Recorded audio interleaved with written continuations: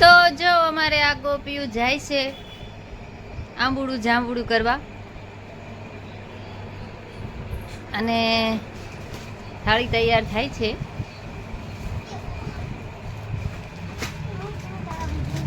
આ બેન પ્રસાદી લે છે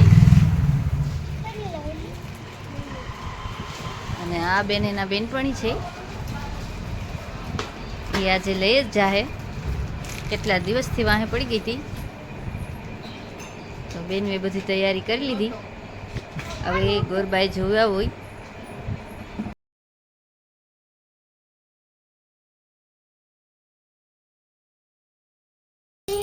કૃષ્ણ ઘીરે